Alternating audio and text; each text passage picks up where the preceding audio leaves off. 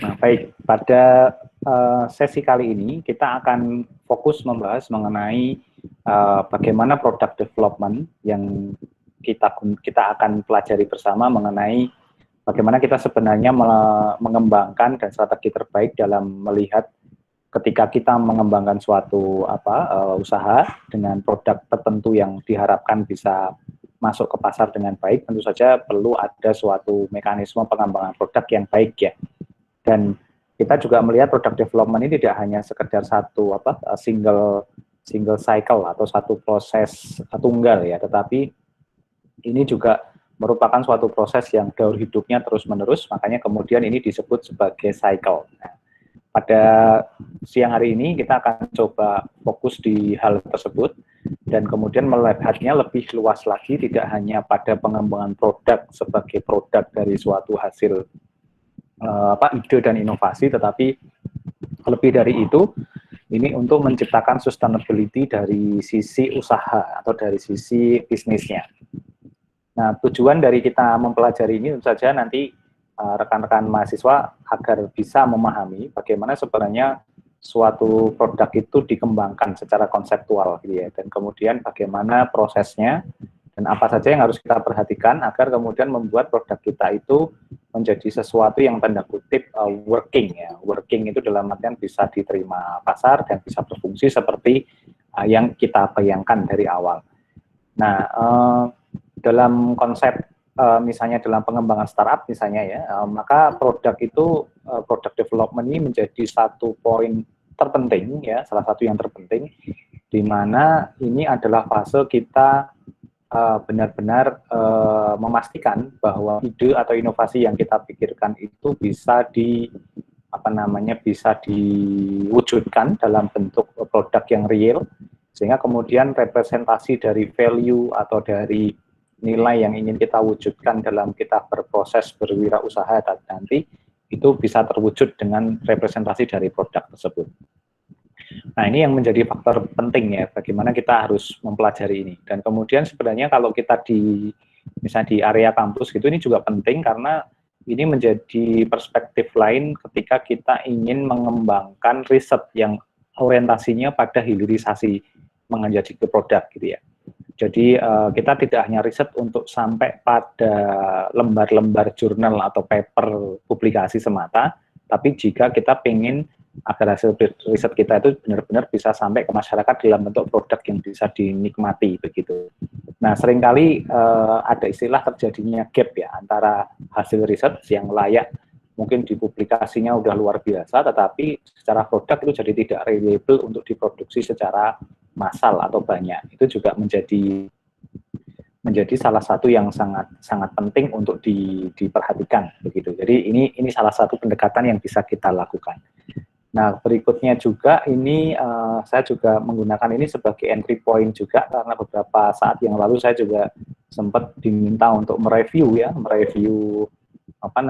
itu program kreativitas mahasiswa kalau tidak salah yang wirausaha mandiri atau apa begitu. Saya melihat juga yang menjadi faktor kelemahan itu adalah ternyata pada desain pada ide dari produk itu sendiri. Jadi kita seperti seolah-olah tergesa-gesa langsung mengklaim kita pengen bikin produk ini dan ini kita anggap bagus, tapi prosesnya sendiri tidak diikuti ya. Sehingga ujung-ujungnya ya ketika kita tanya misalnya apakah teridentifikasi produk kompetitor yang sebanding, itu juga cukup kesulitan untuk bisa menjawabnya. Nah, mari kita pelajari ya bersama-sama apa sebenarnya yang ingin kita ketahui dalam konteks kita belajar di sini.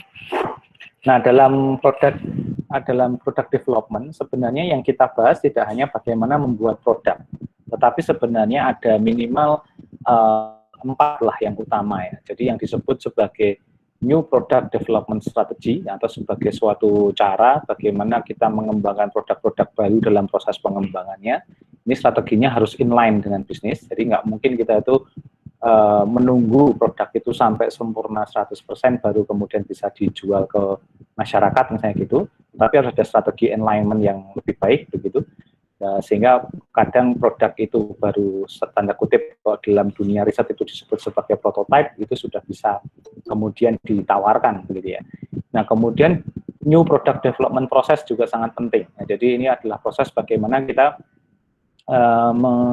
menggunakan proses pengembangan produk ini sebagai suatu proses yang harus diikuti. Jadi benar-benar ada line of business process yang harus diikuti. Dan bagaimana memanage new product development. Jadi ini harus di-manage juga. Jadi agar kemudian kita tidak kehilangan momentum untuk pengembangan produk di skala yang lebih besar lagi nanti. Dan kemudian bagaimana product life cycle strategies ini juga membantu kita untuk mengembangkan hal-hal yang benar-benar nanti produk itu dianggap cukup besar ya. Jadi dan ini menjadi penting sekali. Nah, ini sekarang kita bisa lihat contoh baiknya ada di banyak sekali tempat bagaimana strategi 4 hal ini itu disinergikan dengan sangat baik dan menghasilkan suatu layanan yang prima gitu ya. Contoh misalnya kalau di dunia smartphone ya unbeatable-nya ya iPhone, Samsung begitu ya. Kemudian kalau di dunia di dunia sosial media ya bagaimana kita bisa melihat Facebook, Twitter, Instagram itu bisa berkembang sangat terus-menerus begitu ya, sehingga itu bisa menjadi suatu bentuk yang long term begitu ya, dan itu sudah terbukti gitu ya, proven gitu ya. Nah, tinggal nanti yang beberapa startup kita yang sedang lagi berkembang ya, lagi berjalan untuk masuk ke area ini ya, managing new product life cycle ini, seperti ada Tokopedia, ada Gojek, ada Traveloka dan lain sebagainya. Nah, itu juga mengalami hal yang sama. Jadi kita akan melihat bagaimana mereka melakukan itu dalam sebenarnya strategi yang sangat besar ya, dalam kemudian pengembangan bisnis dalam konteks product development ya. Nah, ini yang penting perlu kita pahami. Nah, ada yang menjadi menarik ya ketika kita bicara tentang development strateginya. Jadi ketika kita ingin punya produk baru, sebenarnya secara prinsip kita punya 2 cara ya. Jadi yang pertama adalah melakukan akuisisi. Nah, akuisisi itu sebenarnya adalah kita melihat ada di luar kita ada produk bagus, itu bisa kita ambil, kita beli begitu, kemudian kita klaim sebagai produk yang kita perjualbelikan. Jadi ini kita seperti seolah-olah membeli satu perusahaan lain, kemudian patennya, lisensinya, dan kemudian kita gunakan untuk memproduksi produk-produk lain. Nah, ini lazim juga dilakukan. Ada beberapa langkah yang dilakukan di dunia industri ya, terutama ketika misalnya ada satu perusahaan relatif lebih kecil, tapi mereka punya patennya, punya lisensi untuk komponen-komponen mobil listrik. Nah, kemudian misalnya Tesla datang, kemudian dibeli mobil itu, kemudian dipakai sebagai untuk melengkapi produk yang dia punya. Ini sebenarnya terjadi juga di Gojek ya. Kalau saya lihat Gojek juga melakukan hal yang serupa saat ini. Mereka melihat apakah ada beberapa perusahaan lain yang menyediakan layanan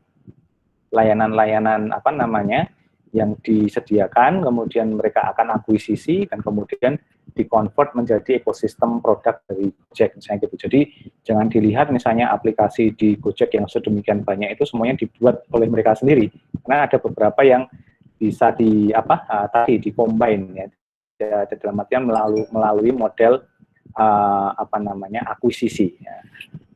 Jadi itu yang menjadi sangat kita harus ketahui, dan ini memang menjadi cara yang cepat ya, apalagi kalau kekuatan capitalnya atau pemodalannya cukup kuat ya gitu. Dan ini sebenarnya kalau di dunia startup sudah mulai lazim ya. Jadi kita bikin startup kecil, kemudian kita fokus pada produk yang bagus, kemudian kelihatan traction-nya dipakai oleh pihak lain dan itu juga growth.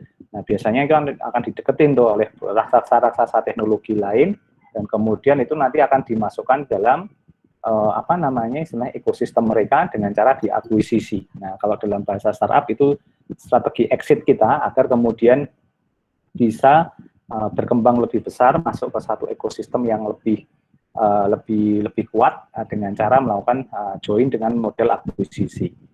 Nah, kemudian di sisi yang lain adalah new product development. Nah, ini benar-benar kita from scratch bikin produk yang original ya. Dan ini orientasinya memang long term ya, jadi bukan akuisisi. Jadi benar-benar kita punya kekuatan untuk mengembangkan ekosistem product development kita sendiri. Nah, kemudian melakukan product improvement sendiri, product modification sendiri, dan kemudian kita keluar dengan brand sendiri yang memang kuat begitu. Nah, ini juga bisa dilakukan, tapi tentu saja ini waktunya lebih lama karena kita benar-benar seperti membangun puzzle dari bawah gitu ya, dari yang berserakan begitu, yang belum terwujud jadi satu puzzle yang bisa kita lihat sama-sama begitu. Nah, ini adalah dua cara ya, bagaimana kita strategi untuk bisa mendapatkan produk. Nah, apa manfaatnya bagi kita, bagi rekan-rekan yang memulai startup misalnya gitu. Nah, sebenarnya pada early stage, maka kita masuk di new product development ini dulu. Jadi kita fokus pada pengembangan, kita bisa menghasilkan produk yang original. Makanya di sesi sebelumnya saya memberikan assignment untuk teman-teman mengeksplor itu kan gitu. Jadi bagaimana kita menangkap isu yang ada di lapangan, kita kemudian came out dengan ide kan gitu.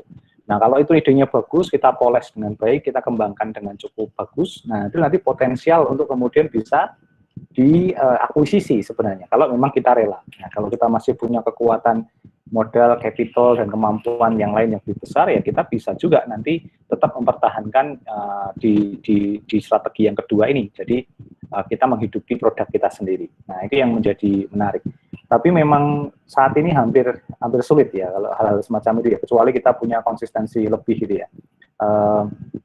Saya dulu sejak tahun 2010 mencoba melakukan ini, tapi pada titik tertentu akhirnya ketika kita berpikir bahwa oke, kita bisa libatkan lebih banyak orang, kemudian bisa lebih sustain ke depan bertahun-tahun. Nah, kita mulai mikir oke, kita akhirnya membuka pintu untuk diakuisisi, untuk diinvest dan kemudian menjadi dipakai dan lain sebagainya. Jadi memang akhirnya pilihan-pilihan itu menjadi pilihan-pilihan yang rasional untuk dilakukan. Bukan tidak mau idealis ya, tetapi memang itu jadi kalau kita memang berpikirnya kepada konsep untuk bisa memperbesar kapasitas bisnis kita, maka pilihan itu menjadi wajar. Jadi semacam itu. Sama halnya dengan dunia riset ya. Kalau kita riset hanya di lab, kemudian mengandalkan dana penelitian dari kampus atau dari pemerintah yang terbatas dan hanya bisa digunakan untuk kepentingan risetnya saja, memang untuk menjadi produk jadi sulit. Maka harus kita tanda kutip, harus kita buka kemungkinan untuk diakuisisi oleh industri, patennya dipakai, kemudian mereka yang memproduksi barang-barangnya. Jadi semacam itu. Nah, itu sangat lazim lah begitu ya. Dan itu terjadi ya misalnya di Genus ya, ini juga sudah terjadi semacam itu.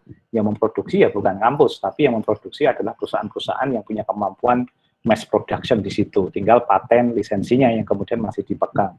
Dan ini yang menjadi salah satu bagaimana strategi untuk survive begitu ya. Nah, itu teman-teman harus juga memahami bahwa konsep itu menjadi sangat wajar, sehingga ketika ada bahasa medianya pencaplokan beberapa startup ke dalam startup besar itu sangat wajar sekali. Itu sesuatu yang sangat lazim gitu ya. Jadi sangat lazim dan itu common lah gitu. Jadi ini menjadi penting. Nah, ada yang menarik lagi ya. Jadi kenapa kita perlu mengetahui bahwa strategi pengembangan produk ini menjadi sangat penting ya. Karena ada beberapa problem mendasar yang menyebabkan suatu produk baru itu gagal berkembang ya sebelum dia meluncur bahkan begitu ya. Jadi yang paling bawahnya adalah memang head-to-head competition. Jadi kita harus sadar benar bahwa produk kita itu compete dengan siapa saja. Jadi begitu kita tidak bisa mengidentifikasi kompetitor, maka sebenarnya ya kita ada salah di situ, ada kesalahan. Makanya di dunia pitch deck begitu ya, di dunia presentasi itu kalau ditanya pasti akan ditanya mana sebutkan misalnya kompetitormu siapa saja. Nah, begitu kita tidak bisa menyebutkan kompetitor, maka sebenarnya kita tidak mengetahui landscape perusahaan kita. Nah, ini jadi bahaya. Makanya penting ya, kompetitor itu ya harus dipelihara, harus dikenali, dan harus diajak kerjasama. Jadi kompetitor itu bukan untuk jadi musuh begitu, tetapi untuk partner kolaborasi. Kemudian yang kedua nih, high development cost-nya. Makanya ini sangat penting ya. Jadi ketika kita hanya fokus pada development cost yang tinggi, sehingga efeknya biaya yang keluar untuk development produk menjadi sangat tinggi, sehingga menjadi tidak rasional untuk kemudian bisa dikembangkan lagi. Nah, ini bahaya karena makanya kita mengenal tadi kemarin ya, ada Lean Startup. Lean Startup itu bagaimana mengembangkan produk dengan cara yang semurah-murahnya gitu ya, sesimpel-simpelnya gitu ya. Nah, kemudian nanti juga ada manajemen influence, jadi bagaimana pola pengelolaannya itu mengganggu proses produksi, banyak intervensi, banyak keinginan yang tidak relevan, dan kemudian fokusnya mungkin berubah-ubah dan lain sebagainya, itu juga menjadi berbahaya. Kemudian juga ada ineffective promotion. Jadi ketika kita menyampaikan produk itu tidak dengan cara yang tepat, dengan sudut pandang yang bagus, tapi salah gitu ya. Bahasa kita ya salah kostum gitu ya. Salah tempat, salah waktu, nah itu akan sangat berbahaya. Kemudian nih pricing yang terlalu tinggi juga nanti akan menyebabkan bahwa satu produk itu juga fail gitu ya. Ya bagaimanapun sekarang kita berhadapan dengan dunia persaingan yang sifatnya itu murah sekali atau no cost atau alias free gitu ya. Jadi ini juga akan berbahaya. Bikin aplikasi di mobile misalnya begitu, itu sekarang kita compete-nya ya dengan Google Store atau Play Store ya, yang memang semua aplikasinya mostly gratis begitu ya. Tapi kalau kita mau memberikan segmen untuk berbayar atau subscription, ya, itu kita juga harus memperhatikan benar segmen yang kita bidik gitu ya. Jadi kalau salah bisa jadi malah itu kontraproduktif gitu ya. Kemudian timing juga salah. Jadi peluncuran produk, kalau kita amatin tuh peluncuran produk itu selalu memperhatikan timing, memperhatikan waktu yang tepat gitu. Karena waktu yang tepat itu menjadi sangat penting untuk memastikan bahwa produk kita itu diterima dengan baik pada saatnya. Jadi istilahnya kalau bahasa manusia ya kita menawarkan atau menjelaskan satu produk itu pada waktu si customer itu ya tidak dalam kondisi bad mood gitu ya istilahnya gitu. Jadi timing menjadi sangat penting gitu. Kemudian incorrect positioning, jadi positioningnya salah. Kita jualan ban, tapi yang kita jual atau iklannya malah bukan tentang otomotif gitu ya. Itu juga menjadi permasalahan. Nah, yang paling bahaya ini sebenarnya poor design. Jadi memang desain produknya itu sudah salah dari awal. Nah, ini juga berbahaya. Dan kemudian ini overestimation ya, over market size. Jadi kita memperkirakan bahwa penggunanya besar, padahal kita hanya mengandalkan data-data pihak ketiga yang tidak kita kuasai, misalnya kayak gitu. Jadi kalau kita lihat ini cukup banyak ya hal-hal yang bisa menyebabkan suatu produk itu gagal. Makanya dengan alasan ini maka menjadi sangat wajar kita membutuhkan cara atau strategi agar bisa mengurangi resiko kegagalan ini, gitu ya. Kita pakai cara pun, pakai strategi juga masih ada faktor kegagalan yang mungkin muncul. Nah, tapi minimal nggak sebesar kalau tidak ada strateginya, gitu ya. Jadi semacam itu. Nah, dalam konteks product development sebenarnya simple ya, cara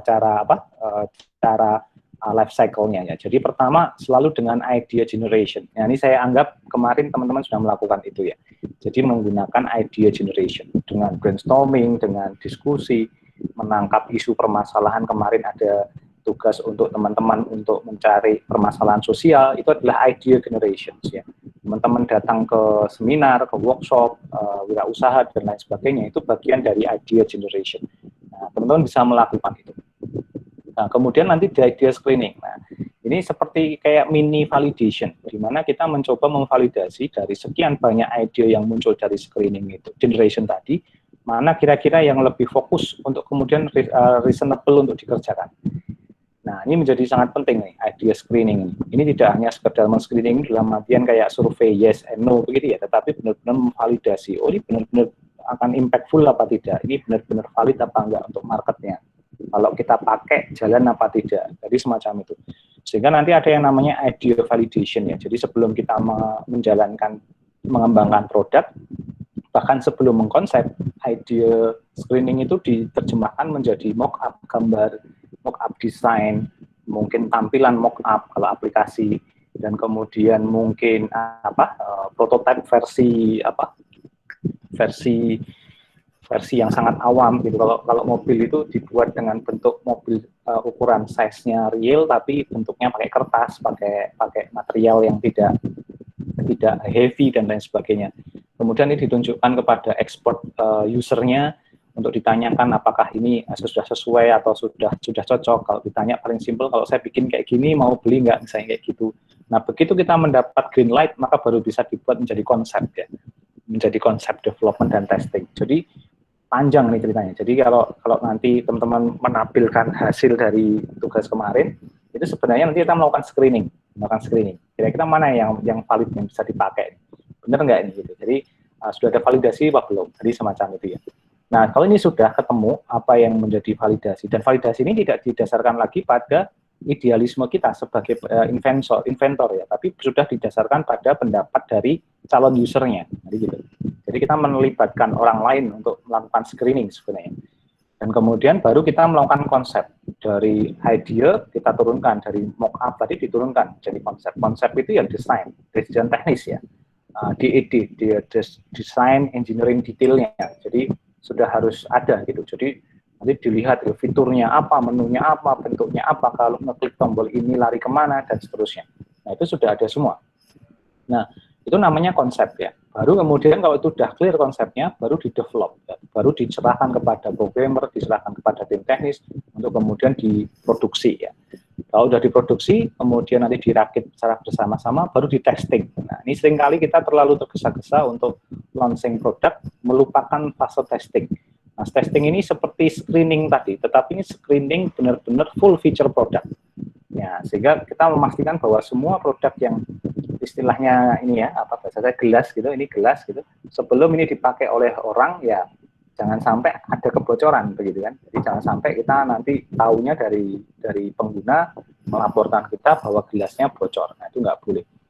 Baru kemudian kalau itu sudah testing, proven, ya, sudah sesuai dengan kualitas yang kita harapkan, baru bisa melakukan marketing, strategi, and development. Jadi kita bisa melakukan proses pengenalan produk, product knowledge, produk branding, produk introduction, dan seterusnya, agar kemudian kita jadi tahu nih angle-nya mana nih, kayak gitu. Nah, berikutnya nanti kita harus melakukan business analysis ya, melihat apakah dari sisi bisnis produk kita itu memang punya potensi yang sangat besar untuk ke market ya. Nah, kalau itu iya, kita menggunakan product development. Nah, product development itu maksudnya adalah kita mengembangkan bisnisnya. Nah, tes marketing, kemudian baru komersialisasi. Jadi cukup panjang ya kalau kita lihat ya. Jadi ini major stage-nya kayak gitu. Jadi tetapi pada perkembangannya major stage ini kemudian bisa dimodifikasi dengan seperti apa? Dengan kemudian mengkombinasikan bahwa bisnis analis itu bisa dilakukan sejak awal gitu. Jadi dari awal juga bisa ngikutin, sehingga nanti harapannya memangkas waktu mempush produk itu sampai fase komersialisasi atau dijual lah dalam tanda kutip ke masyarakat begitu ya. Jadi itu yang menjadi nanti salah satu fokusnya. Nah, pada konsep, mari kita lihat ya, di idea generation ini adalah semacam, kalau di sini disebut sebagai systematic search ya. Nah, jadi ini adalah suatu pola di mana kita itu berkumpul bersama, kemudian mengumpulkan berbagai macam ide tentang produk dan sekitarnya, sehingga kita mempunyai kemampuan untuk mengidentifikasi landscape dari produk itu. Nah, ini bisa bentuknya eksternal maupun internal. Jadi, bisa kita menggunakan forum diskusi dengan tim saja atau dengan pihak-pihak lain yang kita anggap expert begitu ya. Nah, bentuknya diskusi, brainstorming, kemudian bisa role play, game semacam itu, tapi intinya adalah dibuat dengan cara tertentu, dengan sistematik untuk kemudian benar-benar keluar dengan ide produk baru begitu. Dan kita bisa saling compete dengan opini, argumen bahwa idenya seperti apa dan seterusnya. Nah, ini yang menjadi tantangan ya. Jadi idea generation ini bisa prosesnya panjang dan banyak gitu ya. Di beberapa perusahaan bahkan sekarang sampai dari produk awal yang diluncurkan sampai sekarang punya berbagai macam versi, ada divisi khusus atau departemen khusus yang benar-benar dia bicara tentang idea development. Jadi tugasnya itu cuma nyari ide. Gitu. Jadi itu menjadi menarik. Nah, ini biasanya idea generation itu bisa dengan internal source ya, berupa ini formal research dan development di dalam perusahaan. Maka lazim di perusahaan itu ada departemen research and development-nya, kemudian ada manajemen and staff ya. Ada juga intrapreneurial program. Nah, ini cerita suksesnya yang di Google ya. Di Google itu kalau saya juga belum tahu nih kalau di kacamata di news gitu ya, di cerita-cerita teman-teman yang bekerja di Google itu punya waktu dalam 1 minggu itu 1 hari itu tidak boleh bekerja sesuai job desk-nya, tapi mengerjakan project-project individual yang idealis ya, dan difasilitasi oleh company. Dan efeknya apa? Produk-produknya Google itu salah satunya muncul dari project-project yang sifatnya ini, intrapreneurial program. Nah, jadi semacam itu. Jadi saya membayangkan ya sebenarnya konsep kayak kita sekarang ya, MPKM gitu ya. Itu harusnya kan memberikan keleluasaan untuk mahasiswa untuk memilih ya track mana yang dia bisa mengerjakan project independennya sendiri lah gitu. Mau kerja di startup, mau bikin startup, mau ikut penelitian dosen atau yang lain itu terserah gitu ya. Nah, cuma sekarang agak ribet menurut saya, karena ribetnya jadinya itu diatur lebih birokratif gitu. Jadi agak keluar dari esensinya sekarang menurut saya.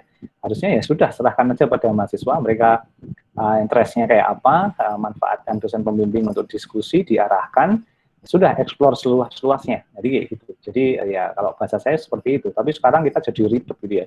Kalau mau ikut penelitian seperti ini harus kayak gini syaratnya, kalau mau ikut program bangkit harus kayak gini, kalau ikut program apalagi kayak gini. Jadi ya jadi apa istilahnya, ada yang nyebut merdeka terpimpin, ada merdeka terarah, merdeka tepat sasaran. Nah, saya malah bingung juga itu. Jadi sebenarnya seperti apa sebenarnya yang diinginkan? Ya sudahlah, kalau mau merdeka seperti ini, idea generation gitu. Jadi mahasiswa kita punya kemampuan idea generation yang lebih bebas dan lebih luas begitu. Jadi itu yang menjadi menarik. Tapi ya saya nggak tahu juga ya, mungkin beberapa pejabat universitas atau yang lain memang punya apa konsiderasi sendiri sih ya. Jadi oke lah gitu. Nah, kemudian yang kedua adalah external sources ya. Ini biasanya juga dari apa sumber daya di luar organisasi atau perusahaan. Customer boleh melakukan customer gathering, competitors benchmark gitu kan gitu. Kemudian ke distributor dan supplier untuk bicara mereka dari si karakteristik supply and demand, dan juga bisa juga nanti kita meminta bantuan adalah agensi desain gitu, atau firma desain atau perusahaan jasa atau konsultan lah yang membantu kita untuk membuatkan idea generation, tergantung dari size kita ya, jadi gitu. Nah, tapi kalau enaknya kalau di startup di kalangan mahasiswa kan kita bisa manfaatkan teman-teman mahasiswa itu sendiri ya, di luar tim ya, menjadi external sources sebenarnya. Jadi dikeroyok bareng gitu sangat luar biasa. Jadi itu sudah sangat besar sekali ya, di UGM kan ada 50.000 mahasiswa gitu. Jadi kalau kita bisa manfaatkan itu menjadi external sources, wah itu sudah idea generation-nya per tahun ada 50.000 idea yang muncul kan begitu. Nah, ya jadi ini salah satu cara ya, bagaimana kita menghasilkan ide. Nah, pada konsep ini tentu saja nanti untuk melakukan bahwa ide itu bagus apa tidak, maka kita perlu mengidentifikasi ide itu bagus atau tidak kan gitu. Nah, ada konsep di mana kita namanya RWW screening framework ya. Nah, ini cara untuk melakukan screening. Yang pertama R-nya itu adalah real ya, is it real gitu ya. Apakah ini beneran gitu misalnya gitu. Ya, ini realistik apa tidak gitu ya. Itu real gitu ya. Kemudian can we win ya, apakah win gitu ya. Can we win itu apakah bisa kita kerjakan, apakah bisa ini jadi berhasil produknya dan lain sebagainya. Apakah yang terakhir ini worth doing, apakah ini layak untuk dikerjakan, ada value-nya enggak, jadi kayak gitu. Nah, ini menjadi penting nih, pertanyaan ini harus dikeluarkan. Jadi kita tidak bicara ini cara kerjanya gimana, kok aneh, bukan gitu. Itu biasanya terlalu cepat ya judgement-nya kayak gitu kalau di idea. Jadi kalau misalnya kayak di rapat itu ada brainstorming idea ya jangan dibantah dengan faktor teknis ya. Misalnya kalau itu masih dalam konteks itu diskusi pemikiran ya, yang penting 3 ini, screening ini ya, apakah itu real itu bisa saja itu cuma judgment, blaming atau klaim sepihak itu. Kemudian can we win, apakah kalau kita pakai itu apakah kemudian kita bisa berhasil begitu ya, dan terakhir tentu saja apakah itu layak untuk dikerjakan apa tidak.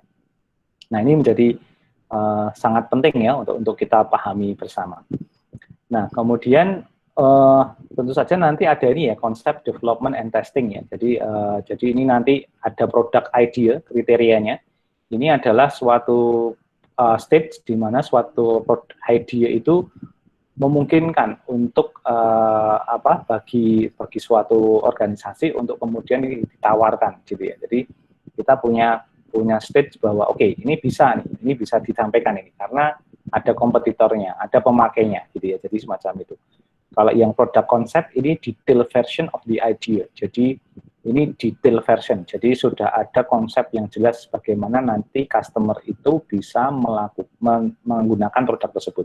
Maka di tugas sebelumnya kan saya sampaikan tolong benar-benar fokus bukan pada produk dulu, tapi bisnis prosesnya apa nih yang mau di disrupt gitu ya, atau diinovasikan gitu. Dan kemudian ini product image, ini bagaimana cara pandang customer ketika dia menerima atau menggunakan produk itu secara real begitu. Nah, ini akan menjadi sendiri apa istilahnya, menjadi sesuatu yang yang penting juga. Nah, ini harus kita pahami. Jadi nanti ketika masuk di konsep development and testing ini, kita akan mempush bagaimana produk ID itu menjadi produk konsep, kemudian menjadi produk image gitu ya. Nah, kemudian nanti juga perlu ya suatu konsep itu di-testing ya, dites ya, atau diuji. Nah, karena tes itu menjadi penting untuk memvalidasi apakah yang kita pikirkan itu benar-benar bisa dijalankan atau tidak. Jangan-jangan itu ya hanya berseliweran di mana di pikiran kita, tapi tidak memungkinkan untuk diimplementasikan atau digunakan secara real di dunia nyata. Nah, itu akan menjadi bahaya nanti semacam itu. Meskipun ada juga sih produk-produk yang dia itu memang ditujukan untuk sesuatu yang beyond gitu ya, atau sesuatu yang di masa depan. Jadi itu juga menarik. Dulu ada penemuan tentang robot yang bisa memikir sendiri gitu ya. Tapi sekarang kejadian juga ya, karena ada produk yang robot AI gitu ya. Jadi yang bisa bicara, bisa bekerja dan bisa berinteraksi selayaknya dia berinteraksi sebagai manusia begitu. Nah, itu sangat memungkinkan lah gitu, jadi semacam itu. Nah, kayak gitu memang theoretically atau scientifically itu bisa bekerja. Jadi kayak gitu. Nah, kemudian ini juga menarik karena kita harus membicarakan juga nanti marketing strategy development-nya. Jadi kita melihat bahwa yang namanya product development itu tidak sekedar bicara produk fisik ya, tetapi juga whole package dari bagaimana produk itu nanti dikenalkan, dipenetrasi ke pasar, bagaimana sudut pandang agar si customer itu tahu cara menggunakan, bagaimana mendapatkan manfaatnya dan seterusnya. Jadi itu yang menjadi penting begitu ya, di semacam itu. Nah, kemudian ini termasuk nanti siapa yang menjadi target marketnya, kemudian value proposition itu nilai apa atau manfaat lebih apa yang bisa didapatkan oleh customer ya, jadi semacam itu. Dan kemudian tentu saja analisis terhadap sales-nya dan profit-nya itu memungkinkan apa tidak. Ya bagaimanapun kalau kita bicara bisnis, ujung-ujungnya kan juga profit ya. Jadi bagaimana kita bisa menghasilkan profit yang layak dengan produk yang kita punyai. Nah, ini juga menjadi menarik, ada komponen business analysis. Ini biasanya melakukan analytics atau review dari semua strategi yang dipakai. Dari strategi development sampai sales-nya itu harus bisa memberikan analisis dan proyeksi bagaimana memenuhi tujuan atau target dari suatu organisasi atau perusahaan gitu ya. Nah, dia harus menjadi mata-mata lah, menjadi pihak yang memberikan advice atau bahkan memberikan informasi tambahan ketika terjadi situasi-situasi tertentu yang mungkin bisa sesuai dengan rencana maupun yang tidak sesuai dengan rencana. Jadi kayak gitu. Nah, ini menjadi penting juga. Nah, kemudian nanti juga ada product development ini bagaimana kita bisa melakukan banyak sekali proses yang berulang terhadap baik itu mengembangkan maupun mentes ya berbagai macam versi dari produk itu. Nah, sehingga kemudian kita bisa punya opsi bahwa produk ini bisa dikembangkan atau bisa digunakan dengan berbagai macam cara, berbagai macam versi dari penggunaan. Nah, tantangannya nanti di situ. Nah, ini juga menjadi menarik ya. Jadi kita tidak bisa hanya sekedar ngikutin existing produk yang ada, kemudian kita tiru, cara produk bekerjanya kita tiru, dan kemudian kita bikin yang hal sama. Itu akan sangat sulit begitu ya. Dan ini sudah lazim bahwa model pengembangannya harus semacam ini begitu. Nah, kemudian ini juga menjadi menarik ya. Perlu ada tes marketing ya. Ini tahapan di mana produk itu kita introduce ya, atau kita kenalkan. Jadi kita kenalkan ke masyarakat, kepada target audiensnya dengan konsep mendekati realistiknya, situasi realistiknya. Jadi kalau misalnya kita punya produk mobil gitu ya, kita harus realistik gitu, mengenalkan masyarakat bahwa ketika situasi cuacanya panas sekali, ada masalah apa tidak? Kalau cuacanya deras, hujan deras, masalah apa tidak? Jadi disesuaikan dengan kondisinya. Kalau di Eropa ya, kalau cuacanya hujan salju ya, jadi semacam itu bagaimana? Misalnya ada badai ya, itu harus disampaikan semuanya, sehingga si pihak customer mengetahui benar kondisional dari si produknya.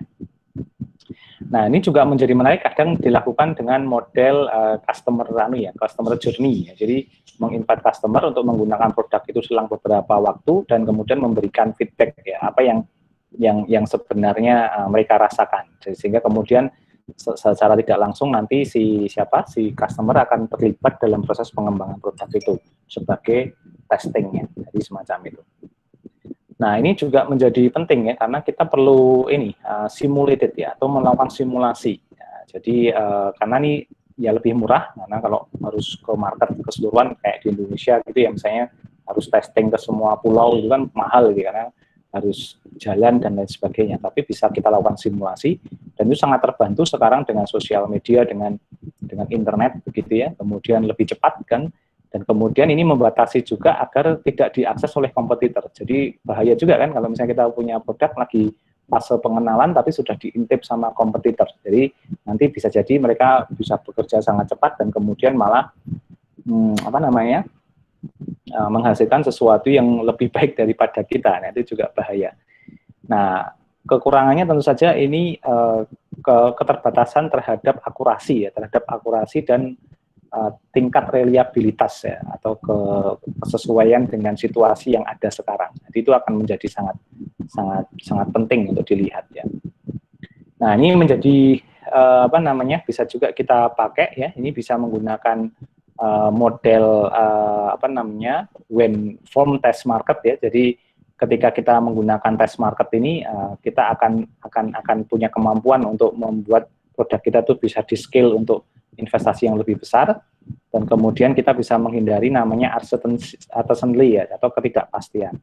Nah, tapi kalau kita tidak menggunakan ini, ya ini biasanya lebih simple, tapi kompetitor produk tidak akan bisa, kemudian low cost ya pasti, tapi ini menjadi tergantung dari manajemen confidence-nya, atau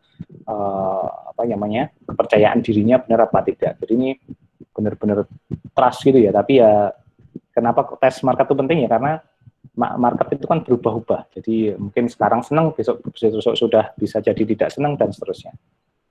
Nah, kemudian nanti yang penting lagi adalah commercialization ini. Ini step di mana kita mencoba untuk gather the revenue, ya, gather the money from the customer. Jadi sangat penting nanti mengetahui kapan itu diluncurkan, di mana, kemudian rencana market rollout-nya itu apa saja, itu menjadi sangat penting ya. Waktu itu yang menurut saya paling event yang cukup bagus itu yang dilakukan oleh Apple ya. Jadi ketika dia launching iPhone, kemudian MacBook-nya gitu. Nah, itu ketika dia launch, ketika memang market size dari Windows gitu ya misalnya gitu, atau Microsoft ya secara umum itu sedang jenuh gitu ya. Jadi ketika jenuh, tidak ada option lagi, open source juga tidak bisa berkembang dengan sangat masif, ya akhirnya dia masuk dan menjadi opsi yang lain, dan kemudian dia bisa memanfaatkan situasi itu untuk scale-nya luar biasa. Jadi, nah sekarang juga sama di dunia smartphone misalnya, itu juga terjadi. Di dunia startup juga sama. Jadi ini market jenuh itu ada dua sekarang, yaitu e-commerce sama platform belajar online. Jadi orang semua berlari ke sana semua. Efeknya ya jadi jenuh ya. Satu lagi ya, yang fintech ya, atau financial technology platform itu juga sedang jenuh ya, karena terlalu banyak. Jadi banyak sekali, dan akhirnya masyarakat jadi gampang saja itu berpindah-pindah, dan akhirnya tidak konsisten dalam menggunakan platform tersebut. Efek tidak begitu sustain untuk untuk kepentingan yang lebih bagus begitu. Nah, kemudian ini yang menjadi penting ya. Jadi ketika kita bicara product development strategis, maka satu konsepnya adalah kita harus customer centered ya, atau customer orientation.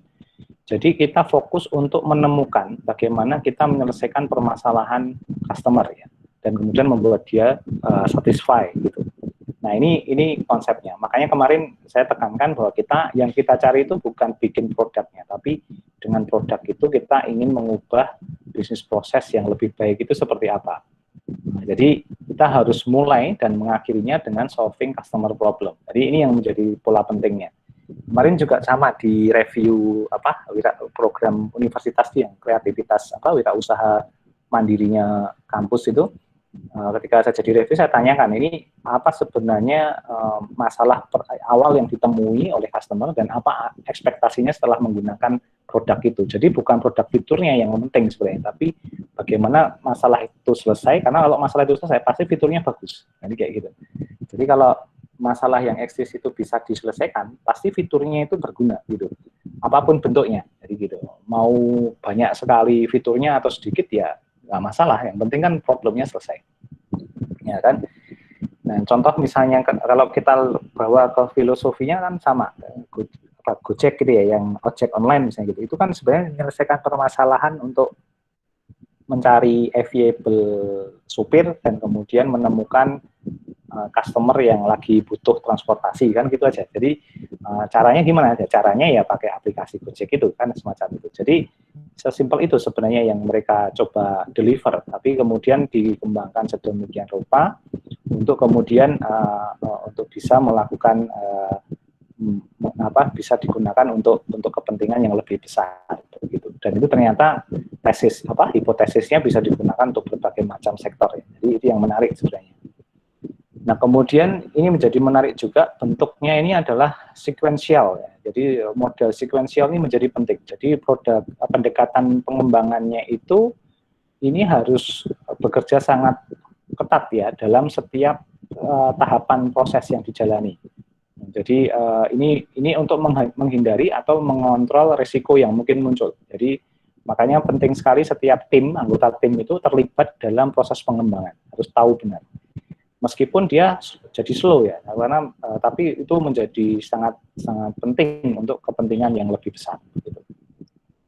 Nah, kemudian ini yang ketiga, team based new product development. Jadi produk itu dibuat bukan oleh single person, tapi oleh tim. Jadi setiap tim punya kemampuan dan punya kontribusi terhadap hasil jadi dari produk tersebut ya.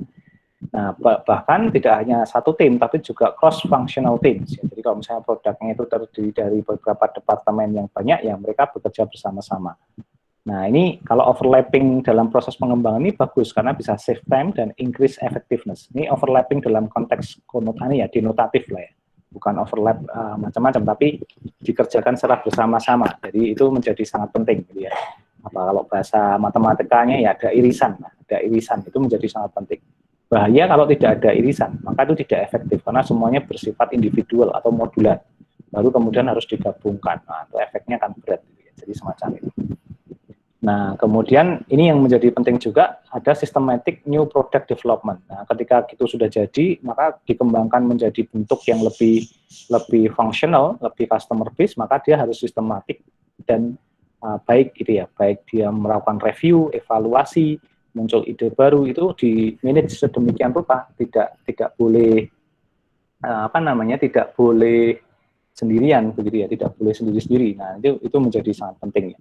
Sehingga nanti akan tercipta yang namanya innovation oriented culture. Jadi memang kita bekerja pada suatu organisasi itu orientasinya pada inovasi gitu ya. Tidak lagi berada pada hanya mengerjakan job desk gitu ya. Kalau hanya mengerjakan job desk itu wah itu bahaya gitu ya. Karena ya sudah akhirnya hanya duduk di meja mengerjakan tugas dan pulang. Tapi kalau di sini kan tiap hari dia duduk dan memikirkan inovasi-inovasi yang mungkin harus dikerjakan gitu ya. Dan kemudian kita akan dalam satu waktu akan punya large number of new product ID. Jadi ini juga menjadi salah satu benefit yang nanti bisa dikerjakan.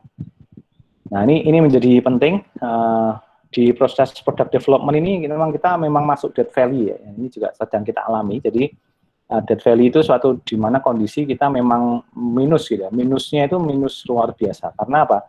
Kita baru saja menghabiskan spending kita untuk product development, banyak research and development, kemudian proses untuk melakukan product introduction juga menjadi sangat penting ya, lebih dalam lagi karena selain produk itu masih dikembangkan, tapi satu sisi kita juga harus melakukan kegiatan edukasi terhadap customer, dan itu kan pasti biaya semua. Nah, efeknya apa? Efeknya otomatis ya perusahaan itu atau organisasi itu ya berada pada dead valley. Jadi kalau ada istilah startup dead valley itu ada di sini nih, yang merah nih, yang masih di bawah minus nih, di bawah nol nih, jadi kayak gitu. Nah, nanti kalau kita bisa masuk, kalau di fasenya ya product development dan introduction. Ini jelas nih, ini dua fase dead valley. Nanti baru ada fase growth. Nah, ini mulai ada traction, customernya bertambah banyak. Ini masih sedikit nih, masih banyak. Kemudian mulai exponential growth gitu.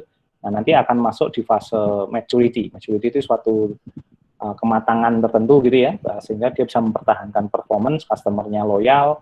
Nah, tapi kemudian kalau hati-hati, kalau tidak ada new product development, akhirnya akan muncul declining. Ya. Declining otomatis dia akan selesai.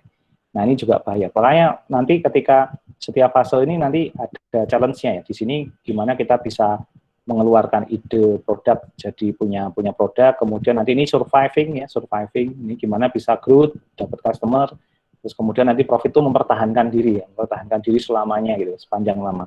Tapi nanti kalau udah turun, nah ini survive-nya lebih kenceng lagi, karena ini akan menjadi pertaruhan apakah nanti bisa terus jalan apa tidak. Nah, jadi ini bisa juga nanti fasenya nggak kayak gini ya, bahkan baru masuk di introduction karena kita memang tidak ada kesalahan di produk dan lain sebagainya, bisa jadi malah tambah turun, itu bisa saja. Jadi nggak selalu siklusnya itu lengkap ya, bahkan baru product development selesai. Banyak tuh startup yang cuma seumur jagung gitu ya, 3 bulan, 6 bulan berdiri, kemudian hilang gitu. Karena memang kecapean di product development kalau bahasa saya. Dan belum sampai ke introduction, nah bahkan ada punya produk, masuk ke introduction, kita luar biasa sulit ini. Jadi ini yang juga bahaya. Jadi memang penuh dengan ketidakpastian ya, tapi itu yang menarik ya, challenge-nya di situ. Nah, ini menjadi penting ya. Jadi ini tadi fase-fasenya, ada product development, introduction, growth, maturity, and decline. Nah, apa yang kita lakukan itu baru awal dari product development ya. Jadi yang kita lakukan di kelas ini adalah product development ya. Jadi kita akan coba from zero gitu ya, melakukan sesuatu. Nah, kemudian ini juga menjadi penting bahwa kita harus memastikan bahwa selama proses itu, meskipun prosesnya seperti ini, dari awal kita sudah harus meng-announce kepada customer bahwa kita punya something itu. Dan kemudian memaintain, kalau sekarang ya pakai sosial media gitu ya, memaintain agar customer itu aware dulu bahwa kita eksis gitu, kita ada gitu.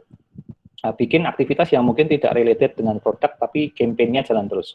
Nah, sehingga kemudian nanti pada waktunya nanti ketika kita sudah punya produk yang siap launch, customer itu sudah well known ya, sudah well educated gitu, sehingga tinggal pakai. Nah, itu yang menjadi tantangannya.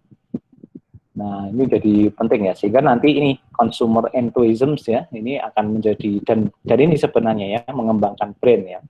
Brand itu tidak selalu merek ya, tapi identitas yang melekat pada suatu produk itu namanya brand gitu ya. Jadi semacam itu. Nah, kemudian nanti juga menjadi hati-hati karena nanti ini ada pola-pola perkembangan ya, jadi jangan sampai ada yang ini modelnya naik turun itu biasa, ada yang cuma naik sekali kemudian nanti langsung turun, ada yang sangat eksponensial tapi kemudian hilang. Nah, itu juga bisa terjadi. Ini terjadi nih di dunia fintech nih, yang Fed ini. Jadi banyak yang pakai tapi kemudian karena dia tidak punya kemampuan untuk mengembalikan, akhirnya jatuh. Jadi gitu. Jadi biasanya jatuhnya karena memang nature produknya gitu, atau memang biasanya punya masalah di hukum dan sejenisnya, itu juga berbahaya. Jadi semacam itu.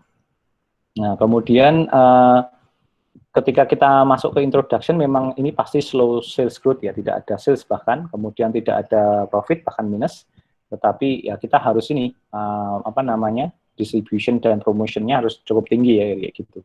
Kemudian nanti di growth stage-nya memang ada peningkatan dari sisi sales, tapi nih kita sudah pasti akan punya competitors. Jadi ya, biasanya kalau kita bikin produk bagus itu pasti ada pengikutnya, ya, otomatis pengikutnya itu akan jadi competitors ya, gitu.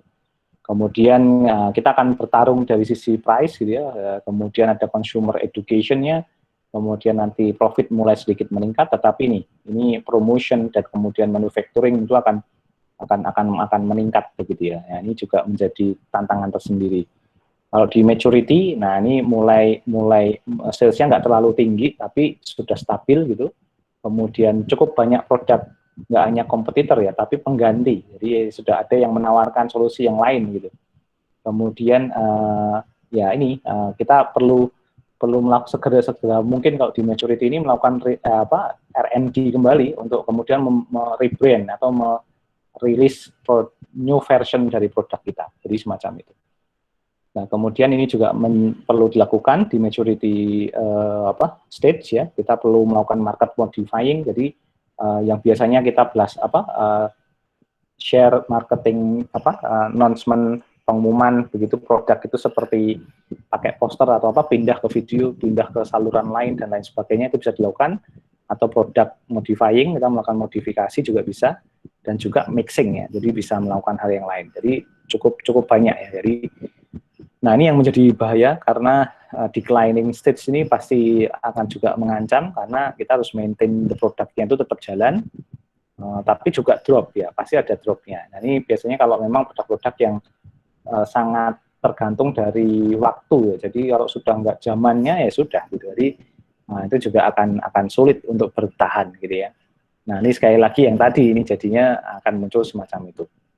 Nah, kemudian ini juga menjadi menarik ya, dari sisi product development kita juga harus memikirkan ini, bahwa kita berhadapan juga dengan regulasi ya, regulasi dan juga hal-hal yang terkait dengan social responsibility. Jadi produk kita ya nggak boleh selfish ya, tapi harus ramah lingkungan misalnya kayak gitu, kemudian harus sesuai dengan peraturan dari organisasi dan lain sebagainya. Jadi ini akan menjadi sangat-sangat penting, dan kemudian juga harus comply dengan safety, ya, kualitas, dan lain sebagainya. Ini juga penting. Jadi, banyak aturan yang harus kita lakukan.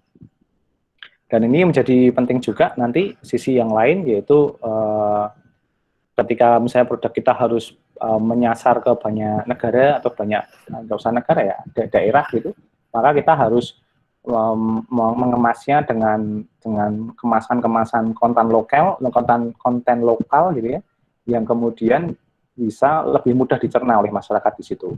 Nah, kemudian nanti kita akan berhadapan dengan isu standardization and customization. Jadi ada produk quality yang jadi standar, tapi customisasinya untuk memenuhi aspek kelokalan tadi. Nah, itu sangat penting. Nah, ini packaging dan labeling jadi penting. Nah, kalau kita di Indonesia ya harus ada logo halal, misalnya kalau produk makanan gitu ya, itu juga salah satu namanya packaging dan labeling. Gitu. Kemudian dan lainnya. Kemudian ini juga menjadi penting, harus terbebas dari unsur hukum, gitu ya, tidak menimbulkan multi tafsir, tidak menimbulkan multi produk claim. Nah, itu bahaya sekali. Kita pakai material produk lain yang kemudian mereka bisa menuntut dan lain sebagainya, itu juga harus kita perhatikan. Nah, ini serba-serbi dari product development cukup banyak ya, kalau kita diskusikan nanti ini akan sangat banyak sekali model dari dari proses ini. Intinya adalah cycle ini ya yang harus dipegang. Jadi dari product development, introduction, growth, maturity, and declining. Nah, ini yang harus kita antisipasi lah begitu. Baik. Nah, kira-kira itu dari sisi materi saya. Mungkin ada pertanyaan, silahkan. Saya beri waktu dulu untuk bertanya.